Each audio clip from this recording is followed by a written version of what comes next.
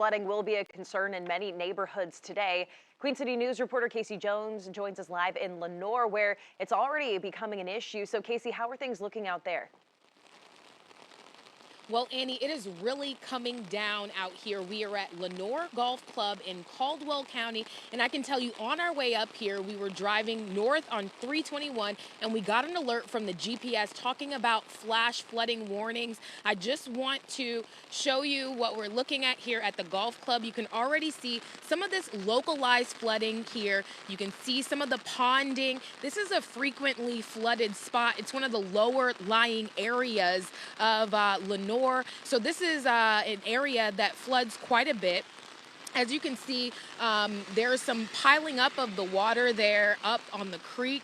It's really coming down out here, and you can barely see some of the tree stumps that are sticking up out of the golf course here.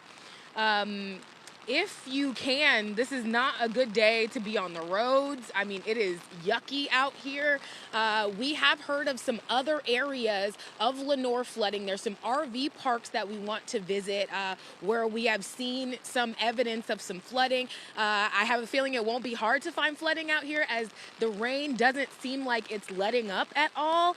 We are going to try our best to stay dry, safe out here, and to give you all of the visuals that we find out here in Caldwell County. We'll be in contact with the Emergency Management Department to see what kind of concerns they are dealing with this storm, and we will continue to report back to you here on Queen City News. For now, reporting live from Caldwell County, Casey Jones, Queen City News. Yeah, Casey, it's impressive how fast that water can pond and flood those roadways. So we hope that everyone stays safe out there. Thank you.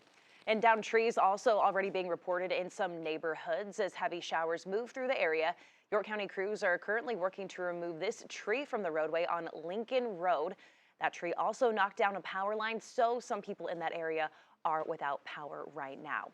And Duke Energy is preparing for even more outages as the storms move through. Here's a look at our current outage map. You can see just pockets of about 1,000 to 2,000 people all across the Charlotte area in specific neighborhoods are without power right now. The company's big concern, though, later today is the high wind that can cause downed trees and therefore power lines. Queen City News reporter Savannah Rudisell explains why the windy conditions could prove more difficult in restoring that power quickly.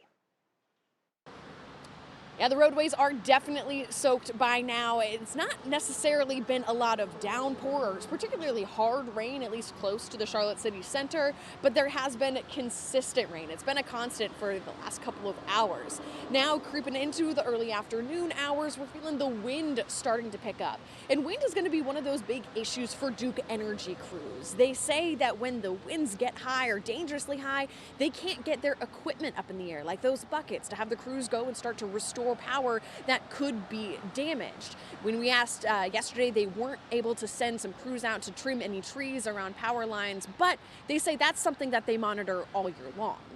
One way we do that is trimming trees that may damage our power lines, or upgrading our poles and wires, or in some cases burying a power line. Trees could be causing issues for other crews around Charlotte, particularly the stormwater management crews. They have been working ahead of this storm to try to grab any of that big debris out of the way, any of those rivers or creeks that do have that threat of rolling over when we get this much rain. They were out working earlier this week to try to get those clear. Now, they say that once the storm subsides, they'll be right back at any of those potential problem spots to make sure that those are clear as well.